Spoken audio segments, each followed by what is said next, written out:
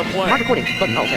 Oscar Clipchamp looks okay. Tomas Hertl does as well, although he's still a little bit discomfort. Tomas Hertl just trips over access to hundreds of high-quality PC mobile and Tyler console games. Pitlick and then falls on his arm, which was his left arm when he comes off the ice and he was hurt. And Oscar Clipchamp just playing good D, got a good gap, and then takes a puck off the mask, off the mouth, goes in. And that puck goes into the Sharks bench. Dallas Eakins changed things up today on a 7 o'clock start. No morning skate. Asked him why, and he said, well, if they're not skating, why should we? And he said, you know, coaches, you debate that morning skate all the time. As a practice day, you bring them to the rink once, you work on your game, and you're out. On a game day, the most important day, you bring them twice, and you use a little bit of the energy up in the morning skate. So they thought, you know what, let's stay fresh. Let's get away from the wallowing in. Recording resumed. That's a tough one for a defenseman to take, isn't it? I mean, the defense was just trying to clear it. This is where this particular... But it does dribble right to Stalock, and he will hang on. So if you are an optimist, this is the kind of thing you talk about. 8 games decided by 1 goal. 4 of the losses in this 11-game winless streak in overtime. And you have been very, very close. And if you talk to the coaching staff, Craig Ramsey said the other day that those are the games, like the games in Winnipeg, you start playing before you start winning when you're on a losing streak. Recording. Stalock goes out and picks it up and holds on to it. First period scoring summary is brought to you by Worley Parsons Cord. Visit WorleyParsonsCord.com to find your place on our construction team. No goals scored. So we have no goal scorers up there. That's how it works, Kev. Yep.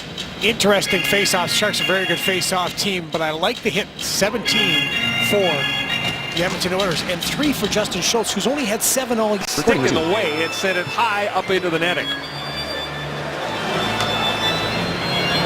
Penalty coming up behind the net. Brendan Dillon At 7:45 of the second period.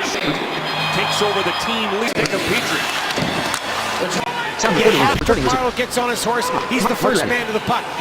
You have to, though, if you're coming back into the zone, the Oilers don't turn and pick up anybody. They don't turn and pick up time again. You've got 2 forwards on one side of the ice. Looks like there's a little bit of communication going on there. And it's between the defenseman, can't really tell who it is, but between the defenseman and Leon Draisaitl. So as Justin Schultz was pushing on Draisaitl, if you go there, you go the wide guy, you take McGinn. McGinn wide open, nobody picks him up, and what a play by Patrick Marleau. 2 goals in 2 minutes and 6 seconds, and it's 1-1. Time again did not dress the last save. He'll cover it up. Well, just a reminder, doubleheader hockey Tuesday night here on Sportsnet West. The Calgary Flames kick off a 4-game road trip as they visit Toronto Maple Leafs at 5 p.m. Mountain. Then the Oilers are back in action with their second game of this back-to-back matchup. Edmonton visits San Jose at 8 p.m. Mountain from the Shark Tank. Doubleheader Tuesday on Sportsnet West. Two of the most improved teams in the National Hockey League this year, Calgary and Couture was cut with a stick from Gordon, and it's going to be the first power play of the game for the Sharks. This period brought to you by Sport Check.